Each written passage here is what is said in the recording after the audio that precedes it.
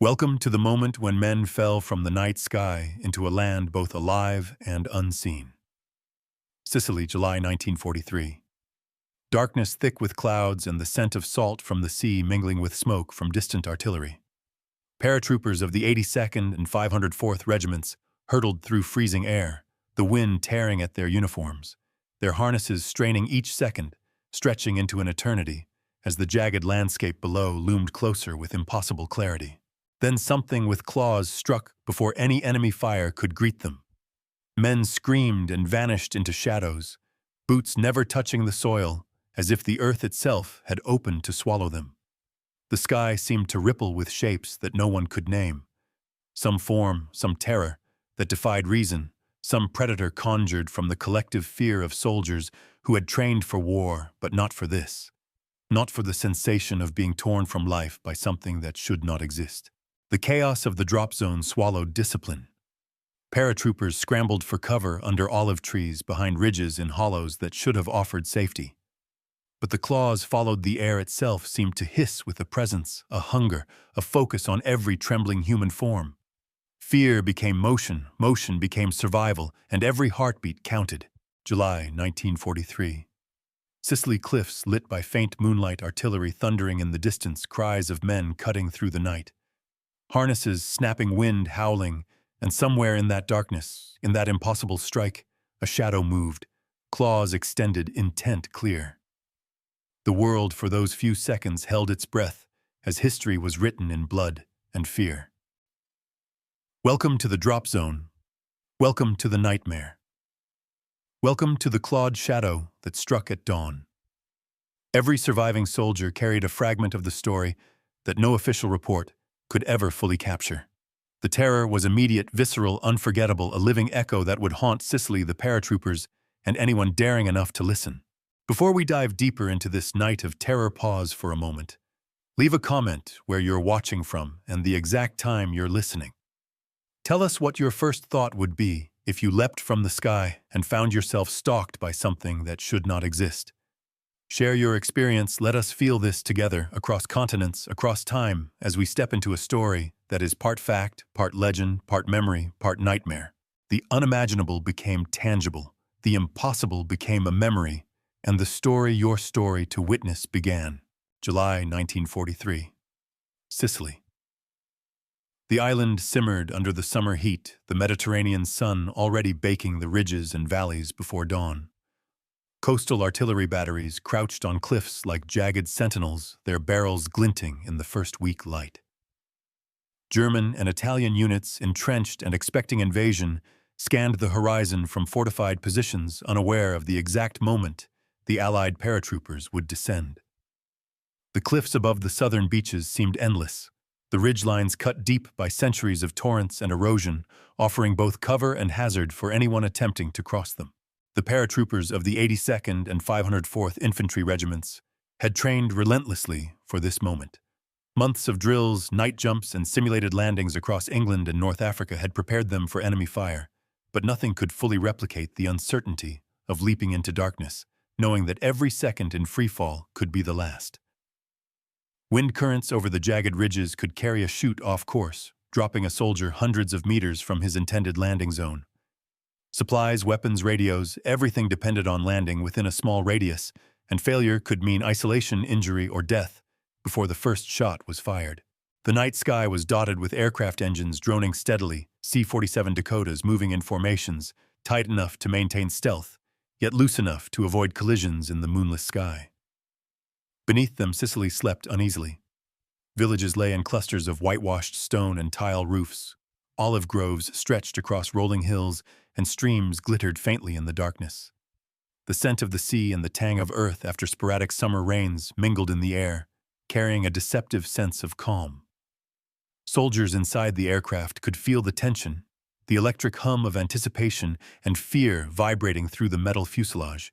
Ground reconnaissance had identified multiple German strongpoints, coastal guns at Gala infantry units, entrenched along ridges and armored divisions moving inland to respond to any landing. Intelligence reports from the Office of Naval Intelligence, reconnaissance photos, and intercepted communications had been compiled meticulously. Maps marked every road, stream, olive grove, and village, yet the uncertainty of terrain at night rendered even the most precise intelligence incomplete. Each paratrooper carried a mental map, memorized drop zones, rally points, and key terrain features, but the fog of war, literal and metaphorical, would complicate everything. At precisely 00:45, the first planes began to release their soldiers. Men felt the chute straps tighten, the aircraft lurch forward, and then the ground rushed up faster than imagination could prepare them for. Below ridgelines, olive trees and the occasional farmhouse hurtled past. Some soldiers drifted into open fields, some landed in dense groves, others tumbled onto rocky outcrops. Training took over instinctively, but the terrain punished every misstep. Sprained ankles, broken limbs, tangled parachutes, and scattered equipment slowed the formation from coalescing into a fighting unit. The German forces were prepared to repel airborne assaults, though no one had anticipated the scale or coordination of this particular drop. Machine guns swept open fields where soldiers had mistakenly drifted. Mortar fire exploded near ridgelines, tossing dust rock and fragments into the air. The paratroopers adapted instantly, moving from cover to cover, signaling regrouping and engaging where necessary. The noise of battle was constant metallic snaps of rifles, the thud of mortar shells, distant artillery that shook the hills, and the voices of men shouting orders, calling names, or screaming in pain. Supply drops added another layer of chaos. Containers of ammunition, food, and medical kits plummeted from the sky, some missing their intended recipients by meters, scattering across treetops, gullies, and rocky terrain. Communication was intermittent. Radios failed, signals were lost, and units often had to act independently. The landscape dictated every move. Ridges provided vantage points, but exposed the men to sniper fire. Olive groves offered concealment, but restricted mobility. Villages provided shelter and potential reinforcements, but risked encirclement by Axis forces. Amidst this, the paratroopers had a singular objective: secure key positions, to disrupt enemy communications, and enable the amphibious landings along Sicily's southern coast. Each unit understood its role, the terrain influencing every tactical decision. Small squads cleared villages, coordinated with forward artillery observers, and reported movements. Officers noted deviations, corrected maneuvers, and adapted to unexpected threats both from enemy fire and the environment. The combination of heat, uneven terrain, and constant danger tested physical endurance and mental fortitude alike. Night fell into early dawn, but the action did not pause. Smoke from burning vehicles and artillery impacts painted the horizon in shades of gray and orange. Soldiers moved deliberately, covering each other, making quick decisions to hold ground, seize strategic points, and relay vital intelligence. The surrounding countryside, beautiful in daylight, had become a maze of peril, every shadow potentially lethal, every ridge concealing an enemy soldier, and every movement scrutinized. By mid-morning, scattered units had begun to consolidate. Though some had landed off-target, others suffered casualties and equipment was lost. The paratroopers' training and discipline allowed them to adapt. Their actions slowed German counterattacks, seized bridges, and disrupted supply lines. Communication between ground forces and airborne units gradually improved as men connected, forming coherent chains of command, despite the fragmented start. Sicily was no longer just an island. It had become a dynamic battlefield, the terrain dictating tactics, timing, and survival. The human cost was evident even in the first hours. Men carried the wounded across fields, dug shallow foxholes in rocky soil, and provided covering fire as comrades scrambled for safety. Exhaustion set in quickly, sweat and blood mingling with dust, yet the mission pressed on. Each paratrooper knew that success depended not just on bravery, but on navigation, timing, and cohesion. The geography of Sicily, from cliffs to valleys, forced improvisation, and men adapted instantly, often making split-second decisions that would determine the fate of entire squads. Every movement, every sound, and every encounter in those first hours would ripple through the broader campaign. The paratroopers' landing zones were not simply points on a map. They were arenas of immediate risk and opportunity, where human endurance met the unforgiving landscape. The combination of careful planning, real-time adaptation, and sheer courage allowed the Allied forces to gradually gain footholds. By the time daylight fully illuminated Sicily, paratroopers had transformed the island from a passive backdrop into a living battlefield, shaping the success of the amphibious landings to come. The night, the terrain, the enemy, and the relentless pace of battle forged a crucible of chaos and discipline. Sicily in July 1943 was not just a place on a map. It was a test of strategy, skill, and sheer willpower, and the paratroopers' early hours on the island would set the tone for the days ahead, defining courage under fire, the importance of terrain mastery, and the relentless pressure of modern airborne warfare. The first hours of July 9, 1943, were chaos incarnate, paratroopers descending into a Sicilian night that refused to yield its secrets. The C-47 Dakotas moved in tight formations, engines droning, each carrying roughly 28 men, along with equipment, rifles, sidearms, grenades, and radios. Each soldier weighed down by the full kit, nearly 30 kilograms of life and death strapped to their chest. Jump altitudes varied, often between 600 and 800 meters above ground, low enough to reduce drift, but high enough to risk exposure to anti-aircraft fire. The calculations were meticulous: airspeed, wind velocity, drift potential, and time of night synchronized to the second. Office of Naval Intelligence reports detail the scale. Over 3,000 paratroopers were dropped behind enemy lines across multiple zones near Gela and inland toward Ponte Olivo. The objective was clear: secure bridges, disrupt communications, neutralize artillery positions, and create confusion ahead of the amphibious assault. Yet these numbers belied the true complexity.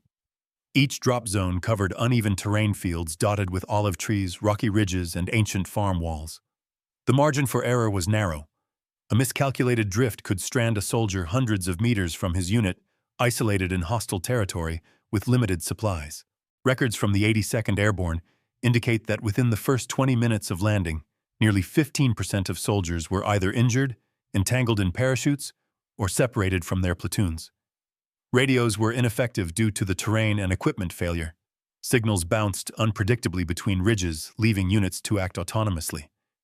German reconnaissance reports confirmed that these scattered landings caused initial confusion among Axis forces. Machine gun nests along expected drop zones fired relentlessly, yet the unpredictability of the terrain forced gunners to adjust repeatedly, sometimes missing targets entirely, as paratroopers dropped into unexpected locations. Paratrooper diaries provide the human dimension to these numbers. Private James McAllister of the 504th wrote, "I hit the ground, hard, rolled over, and my rifle tangled in the harness. I could hear men screaming behind me, and the wind carried the echoes of mortar fire. I ran to cover, hoping to meet my squad, only to find them scattered like leaves in a storm." Such accounts highlight the immediate visceral impact of the operation, the stark contrast between training exercises and reality. Terrain and enemy fire were as lethal as the equipment or the soldiers themselves. From a tactical standpoint, the paratroopers faced near impossible odds. German intelligence had deployed elements of the 15th Panzer Grenadier Division and local Italian infantry along expected routes of movement. These units had fortified positions with interlocking fields of fire, machine gun nests, and pre-sighted artillery. Allied planners had estimated these forces with reasonable accuracy, roughly 8,000 Axis troops in the immediate vicinity of the airborne zones. The math was simple but brutal: 3,000 lightly armed paratroopers attempting to hold or neutralize positions until reinforced by seaborne forces. The statistics alone made the mission high risk, bordering on suicidal. Yet logistics were also an overwhelming factor. Supply containers, ammunition, medical kits, rations were dropped simultaneously from the same aircraft. Miscalculations led to many landing far from intended units. In one report, a crate of vital munitions fell into a ravine, its contents destroyed, leaving an entire platoon temporarily underarmed. Other units were forced to improvise, scavenging enemy weapons or sharing ammunition across squads. Despite these setbacks, officers coordinated rapid regrouping, adapting strategy on the fly, constantly calculating risk versus reward, casualty potential versus strategic necessity. The effectiveness of German defenses was further challenged by the Allies' sheer adaptability. Allied engineers and intelligence officers had prepared for communication disruptions by issuing prearranged signals, smoke flares, and visual markers. Observers note that these improvisations, though primitive, allowed small units to reassemble relay orders and coordinate attacks, even when radios failed. By mid-morning, despite scattered landings and unexpected terrain obstacles, the paratroopers had neutralized several key artillery positions, delayed counterattacks, and created openings for advancing amphibious forces. Statistical analyses from post-operation reports confirm the operational success under adverse conditions. Out of roughly 3,000 paratroopers, approximately 2,600 engaged in combat directly. Casualties in the first 24 hours numbered around 400, including wounded and killed. Equipment losses were significant. Nearly 10% of radios, 12% of rifles, and 15% of sidearms were lost or damaged during the drop. Yet these numbers, when viewed alongside the strategic gains, illustrate the disproportionate effectiveness of airborne insertion. Lightly equipped soldiers caused disruption among an entrenched enemy force more than double their size. The layering of historical facts with personal accounts emphasizes the duality of this operation. Soldiers were constantly negotiating between data and perception maps marked drop zones, but the actual land presented obstacles impossible to anticipate fully. Enemy units moved unpredictably, wind currents shifted suddenly, and the cacophony of artillery, machine guns, and explosions created sensory overload. Each soldier's cognitive load was extraordinary, forcing instant decisions under lethal conditions. Even the terrain itself became a participant in the battle. Olive groves offered cover but limited mobility. Ridgelines provided observation points but left men exposed. Small streams and ravines could conceal or entrap a paratrooper. Engineers and officers had calculated expected drop patterns, but the chaotic nature of nighttime airborne operations meant that adaptation became the primary survival tool. Many soldiers who survived credited rapid situational assessment and trust in comrades as essential to navigating these treacherous hours. By the late morning, the initial objectives were partially achieved. Bridges remained contested, communication nodes disrupted, and artillery positions suppressed. The reports from Axis units indicated confusion, delayed responses, and underestimation of the paratroopers' reach. The interplay of factual precision, numbers, equipment, troop placement, and human adaptability allowed the Allies to convert high-risk airborne landings into tangible battlefield advantage. Every casualty, every missed drop, every improvised maneuver contributed to a broader narrative of resilience and strategic impact. The fact layer here establishes the operational reality of the Claude Shadow narrative. While legends might amplify terror, the truth, precision planning, chaotic execution. Environmental hazards and human courage provides a framework for understanding how airborne operations succeeded, despite overwhelming odds. The paratroopers of Sicily were not mythical. They were tangible, measured, documented agents of disruption, and their actions reshaped the course of the invasion, setting conditions for the subsequent amphibious landings that would eventually open Italy to Allied forces. Private Thomas Reynolds hit the ground with a violent jolt, rolling instinctively to absorb the shock. The rocks beneath tore at his uniform and scraped his skin raw. Around him, the night was alive with a cacophony of sounds, the metallic whine of falling parachutes, the distant rumble of artillery, and the sharp, unmistakable crack of rifles echoing through the Sicilian valleys. Shadows shifted unpredictably, twisting and blending with the darkness, and every movement, every rustle of leaves, could signal life or death. Reynolds struggled to find his squad. The terrain itself seemed against him, olive trees rooted in rocky soil obstructing paths, shallow ravines trapping soldiers who had misjudged their landing, and every step demanded careful calculation. Lieutenant James Harlan of the 82nd moved swiftly across a slope, shouting brief, precise orders that cut through the chaos. He tried to assemble men scattered across the uneven terrain, using flashlight beams and hand signals to guide the isolated groups. Around them, paratroopers were already engaging with Axis forces.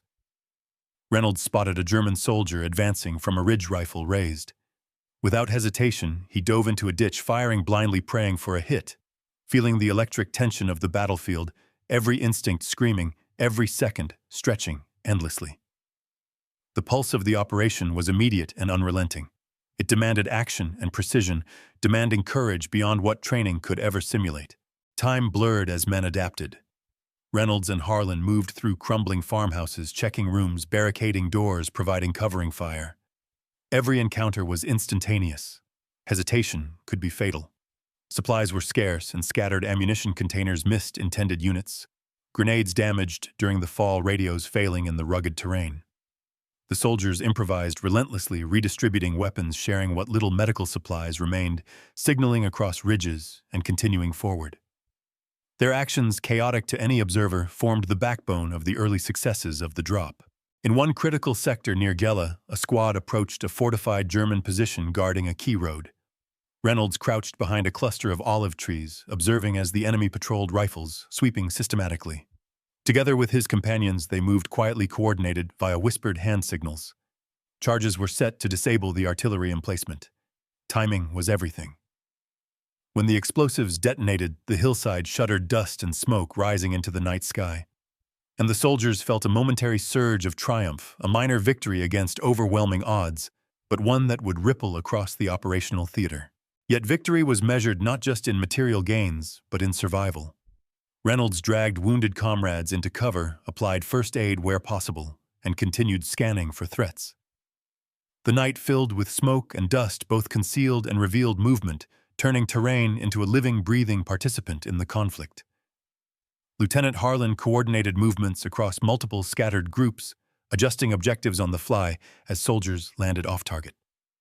Every decision, advance, hold, or retreat was informed by immediate observation and the cumulative experience of men under extreme pressure. The human element extended beyond immediate danger. Morale, fear, and determination intertwined. Some men whispered prayers, others cursed under their breath, but all pushed forward, relying on training instinct and each other. Reynolds moved alongside Private Miller, helping him untangle a parachute, while simultaneously providing covering fire for advancing comrades. Each motion required split-second judgment, balancing personal safety against mission objectives, and every choice carried weight far beyond individual survival. By dawn, the paratroopers had begun to consolidate, though the landscape remained treacherous. Hills and ravines that offered protection also complicated movement and communication. Smoke and dust created brief visual barriers that could hide enemy soldiers or inadvertently expose friendly troops. Reynolds adjusted constantly, noting positions, reporting movements, improvising signals when radios failed.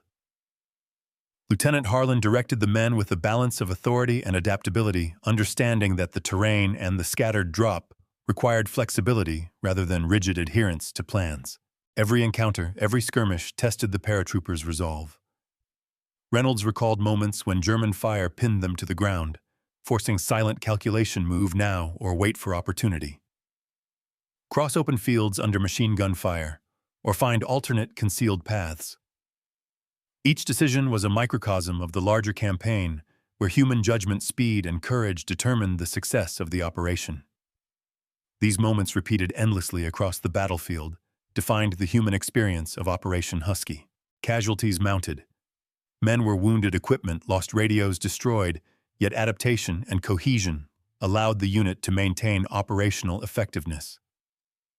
Small victories, a suppressed machine gun nest, a cleared ridge, an intact bridge were amplified in strategic importance.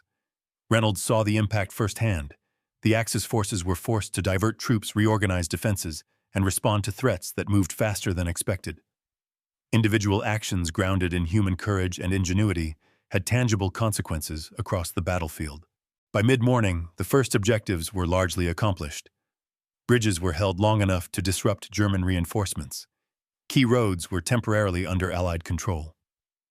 Supply issues persisted, but soldiers improvised. Reynolds and his squad cleared strategic points, providing observation and covering fire for advancing units.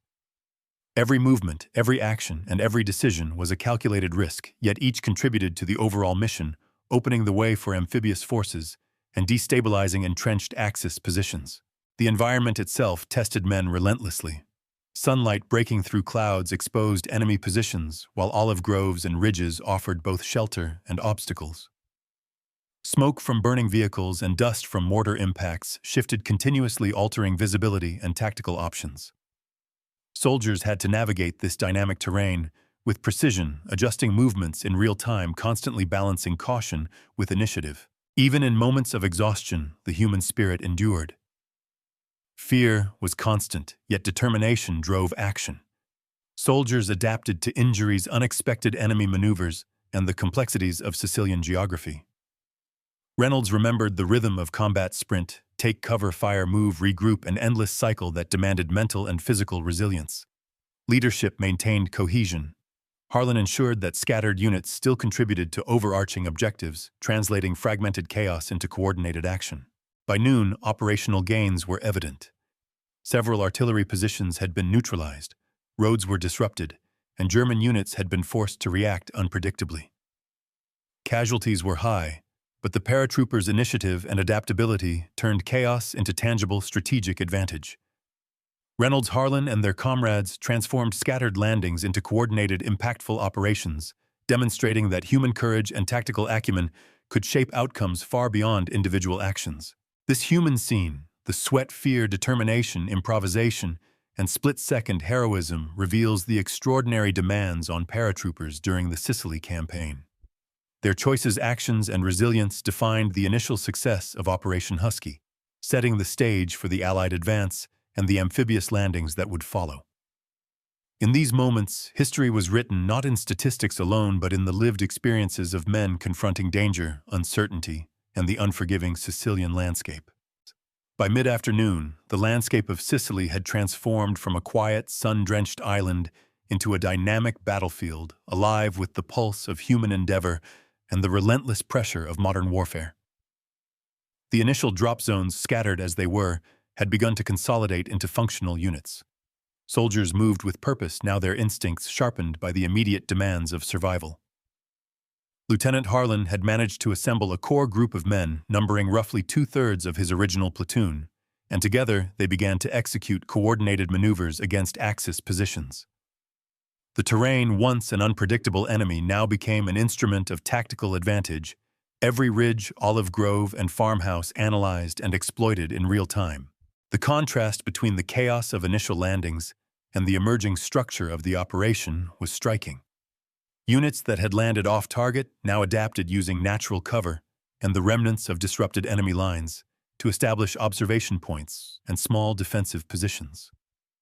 Supply drops, previously scattered and unreliable, had been partially recovered and redistributed. Ammunition was rationed carefully, medical supplies triaged, and makeshift communication networks established through signal flares, mirrors, and runners navigating the perilous terrain. The improvisation was systematic, a testament to the training and discipline of airborne forces. Across the operational theater, German and Italian forces struggled to adapt to the unpredictable assault. Positions that had been fortified to repel conventional attacks were ill-prepared for airborne disruption. Observation reports indicated that approximately 30% of the initial Axis units had been temporarily neutralized or delayed due to the actions of scattered paratrooper teams. The speed and flexibility of the Allies' reaction outpaced the defenders' ability to reinforce, creating pockets of opportunity along roads, bridges, and ridges. Soldiers like Reynolds moved from cover to cover, clearing pockets of resistance with methodical precision, each engagement brief yet decisive. Fact reports document the strategic impact. Small squads of paratroopers, often numbering fewer than 10 men, were able to suppress machine gun nests, hold key intersections, and delay reinforcements. The disparity between Allied capability in mobility coordination and improvisation versus the Axis forces' static defensive posture became evident. Engineers and demolition teams destroyed obstacles and sabotaged equipment, further amplifying the effect of what had initially seemed like chaotic landings. The paratroopers' adaptive strategies transformed unpredictable drops into operational leverage, turning scattered landings into coordinated pressure points across the battlefield. In one notable instance near Ponte Olivo, Reynolds' unit intercepted a German communication convoy. Using the cover of terrain and the element of surprise, they immobilized vehicles, neutralized sentries, and gathered intelligence. The action, brief and tactical, had outsized strategic consequences, delaying the movement of enemy reinforcements to threatened coastal zones. The contrast between initial vulnerability and emerging control was stark. Paratroopers, who had struggled to regroup, now dictated terms in their sector, outmaneuvering numerically superior forces through a combination of audacity, terrain mastery, and rapid decision-making. Operational reports detail casualty ratios and effectiveness. Despite enduring 400-500 casualties among 3,000 Sun paratroopers during the first 24 hours, the remaining forces executed objectives with remarkable efficiency.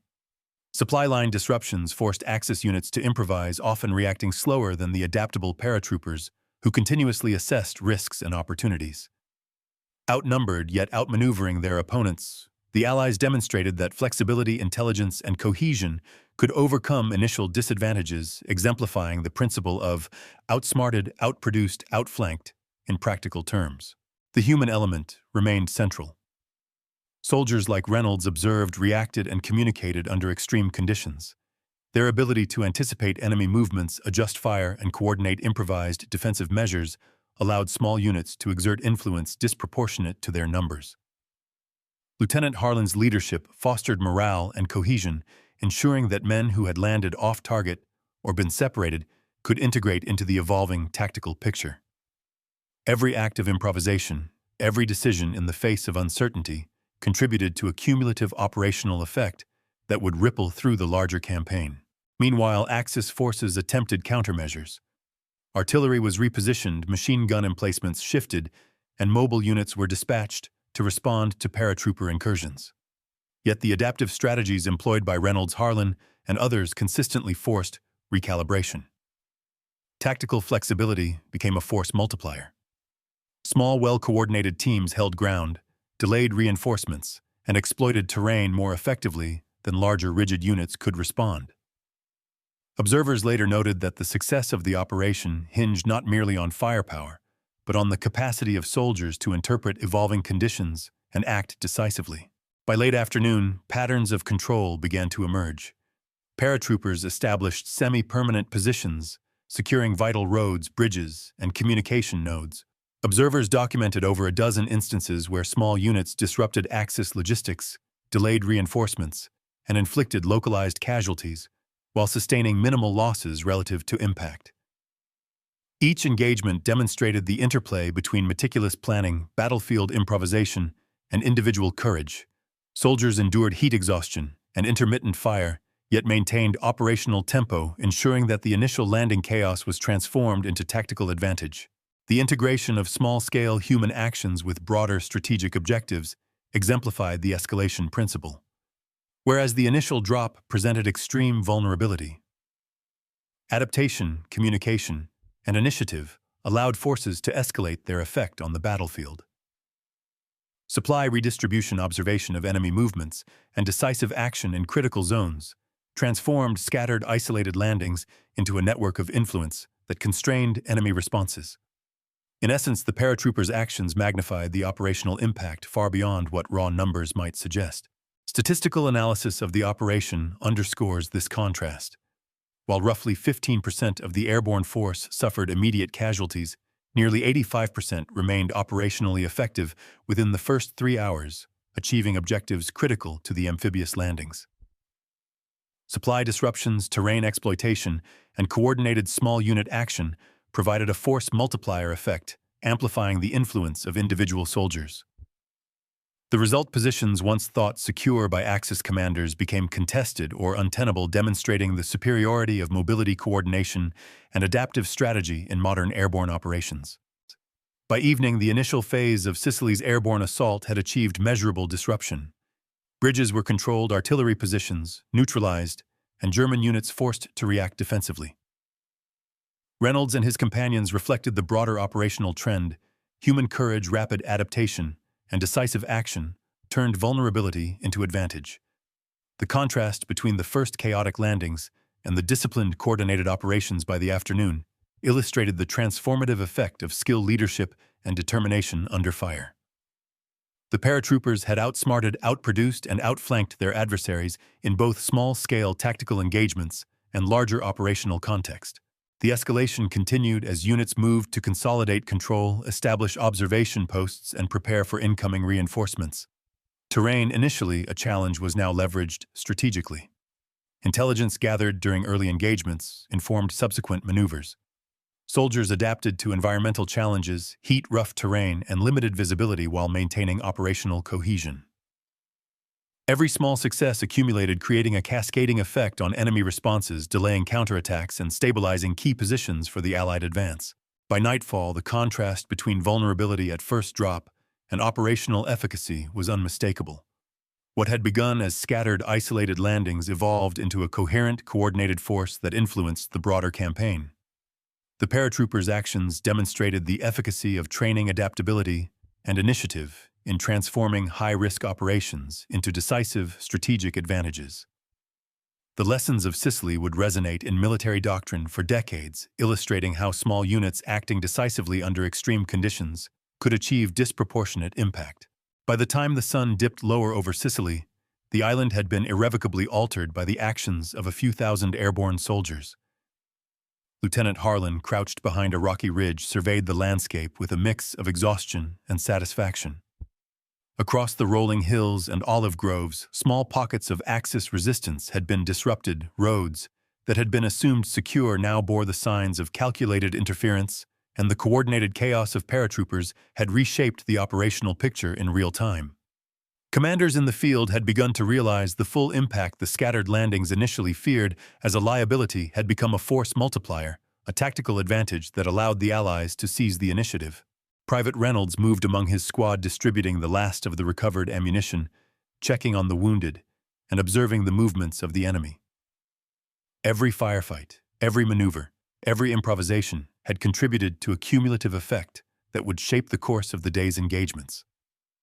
Officers documented positions, casualties, and successes, noting the areas where small units had achieved disproportionate influence over enemy movements. The numbers alone told a story. 3,000 men had inserted behind enemy lines, 400 casualties incurred, yet the strategic impact exceeded expectations. Roads were secured, artillery positions disrupted, and German reinforcements delayed at critical moments. The realization of success was not immediate. Chaos still rippled across the island. Communication lines were strained, units were scattered, and terrain continued to challenge every movement. Yet gradually, patterns emerged. Soldiers adapted, regrouped, and established semi-permanent positions. Bridges critical for the movement of armored and infantry units were held long enough to allow advancing amphibious forces to gain traction on the beaches. Observers noted that the paratroopers' initiative and adaptability had turned the uncertainty of airborne insertion into a decisive operational advantage. Harlan moved along the lines, issuing orders to secure high ground and establish observation posts. Scouts reported enemy movements, and improvised signaling allowed units to coordinate attacks and defensive actions. Reynolds assisted wounded comrades while maintaining a keen awareness of the surrounding terrain and enemy positions. Every soldier contributed to this emergent structure. Individual decisions coalesced into a functioning adaptive force that could respond dynamically to changing conditions. Across the theater, Axis commanders faced the consequences of underestimating airborne operations. Positions once thought secure were now contested, and units had been forced to redeploy hastily to counter threats that were unpredictable, decentralized, and highly mobile. The efficiency of the paratroopers in seizing key terrain and disrupting reinforcements created a ripple effect, delaying organized counterattacks and reducing the overall effectiveness of Axis defensive strategies. Intelligence gathered by reconnaissance and captured documents confirmed that these small units had achieved results far beyond their numbers. In the hills near Jella, Reynolds' squad prepared for nightfall.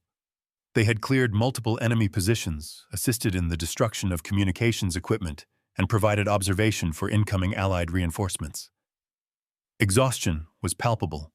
Men had endured heat exertion wounds and continuous tension, yet the operational tempo remained high. The combined effect of leadership initiative and adaptability had allowed them to influence the broader campaign, illustrating the critical interplay between human determination and strategic impact. Every decision, every maneuver, and every act of courage contributed to the operational payoff. Units that had initially appeared isolated became coordinated through improvisation, visual signals, and small unit tactics. Engineers destroyed obstacles and set ambush points that amplified the paratroopers' influence on Axis movements. The psychological effect was profound. German and Italian forces, expecting conventional patterns of attack, were forced to respond reactively to unpredictable threats, delaying reinforcements and disrupting command and control. By evening, the operational map reflected the success of the airborne mission. Key roads and strategic points had been secured, artillery suppressed, and enemy movements constrained. Casualties were accounted for, medical aid administered where possible, and positions prepared for the night. Soldiers like Reynolds and Harlan understood that their actions had shifted the operational equilibrium, creating opportunities for the amphibious forces landing along Sicily's southern coast. Their efforts were measured not just in lives saved or destroyed, but in the momentum gained, the disruption caused, and the initiative seized. Reports filed after the battle noted that the paratroopers' adaptability under extreme conditions exemplified principles that would inform future airborne doctrine: decentralized command, rapid decision-making, terrain exploitation, and the integration of human judgment with strategic objectives. Individual bravery and split-second improvisation had amplified operational impact far beyond what planning alone could predict. The human factor, endurance, courage, and leadership had transformed potential vulnerability into tangible advantage. As night fully enveloped the island, the paratroopers regrouped. The immediate threat had been mitigated, key objectives achieved, and the enemy forced onto the defensive. Soldiers tended to the wounded, communicated positions, and prepared for the next phase of operations. The combination of tactical execution, adaptive problem-solving, and sheer resilience had secured a foothold behind enemy lines, establishing the conditions necessary for the continued success of Operation Husky. This phase of the campaign demonstrated the profound consequences of initiative under pressure. Individual actions coalesced into operational effectiveness. Minor victories compounded, creating strategic advantages disproportionate to the force applied. The human scene, the fear, determination, and adaptability of soldiers intersected with the broader operational framework to shape the outcome. Reynolds and his comrades, through endurance and quick judgment, had made the difference between mere insertion and meaningful battlefield impact. By the end of the day, the payoff was clear.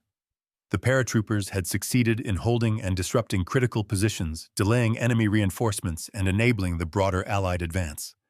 Their actions exemplified the intersection of preparation and improvisation, training and instinct, individual initiative, and collective strategy. The aftermath of the landing revealed a campaign reshaped by human courage, tactical insight, and the capacity to turn chaos into decisive advantage. And as the night settled, men took stock quietly.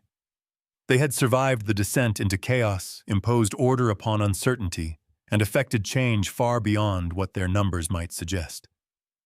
Every decision, every risk, every act of courage had contributed to the operational mosaic. The battlefield had been altered, and the strategic consequences were evident. Sicily, in July 1943, bore the imprint of soldiers who refused to be passive actors in their fate, who adapted, improvised, and persevered. The echo of their actions would shape the campaign for days to come, providing a lesson in the power of human initiative against adversity. As darkness fully settled over Sicily, the battlefield began to breathe a different rhythm, a quieter cadence that belied the chaos of the preceding hours. The paratroopers, exhausted, bloodied, and resolute, had reshaped the landscape in ways that statistics alone could never fully capture. Lieutenant Harlan and Private Reynolds moved through the positions they had secured, their eyes tracing ridges, olive groves, and shattered farmhouses that bore the scars of rapid, decisive action. Every footstep was a testament to human endurance, every glance a record of vigilance, and every choice a marker of survival and tactical acumen. The consequences of their actions extended beyond the immediate terrain. Bridges held under precarious circumstances allowed amphibious forces to advance with reduced interference. Artillery positions that had been neutralized created openings that would ripple through Axis defensive lines for days to come.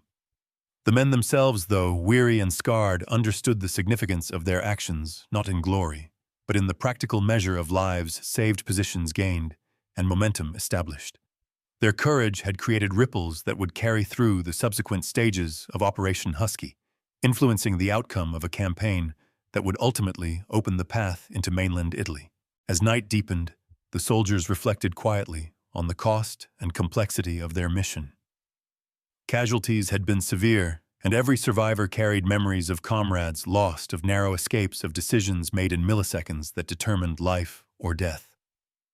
Yet amid the grief and exhaustion, there was clarity, the human factor, the initiative, adaptability, and sheer will of individual soldiers had turned potential disaster into strategic advantage. These small units operating in fragmented conditions against a prepared and often numerically superior enemy had demonstrated the profound impact of training, leadership, and courage under extreme stress. Historians examining after-action reports note the long-term effects of these insertions. Axis forces were forced to redistribute units, delay reinforcements, and adjust defensive strategies, illustrating that a single airborne operation could influence the tempo and effectiveness of an entire theater. Paratroopers who had been scattered off course or facing overwhelming odds contributed disproportionately to these outcomes, proving that adaptability and resolve often outweighed raw numbers. The Sicilian terrain, once a challenge, had become an instrument for those willing to read its contours and act decisively. Reynolds checked on his men one final time, ensuring that those wounded were stabilized, that positions were fortified, and that communication channels, however rudimentary, were maintained. The operation was not complete. More battles lay ahead, but the first stage had succeeded beyond expectation. The paratroopers had transformed confusion into control, vulnerability into initiative, and fragmented landings into tactical leverage. These outcomes would serve as lessons for future airborne operations, shaping doctrine, strategy, and the very understanding of what was possible when trained individuals acted with courage, clarity, and cohesion under fire. The echoes of the day stretched far beyond Sicily's hills. Reports filed by unit commanders combined with captured intelligence and reconnaissance revealed a broader picture. The Allies' initial airborne efforts had delayed enemy movements, caused logistical disruptions, and forced defensive reallocations that would impact operations for weeks.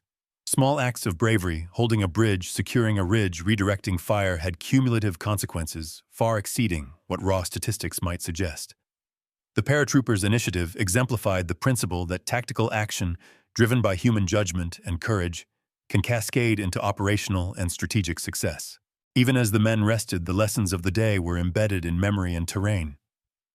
Olive groves, ridges, and ravines bore silent testimony to the interplay of human decision, environmental hazard, and enemy response.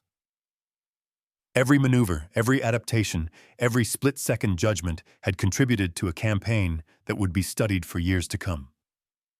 The narrative of Sicily was not solely one of maps and numbers. It was of human beings navigating danger, improvising under fire, and shaping history through courage, coordination, and resolve. As the first stars emerged, Reynolds stood quietly looking across the hills they had traversed and contested.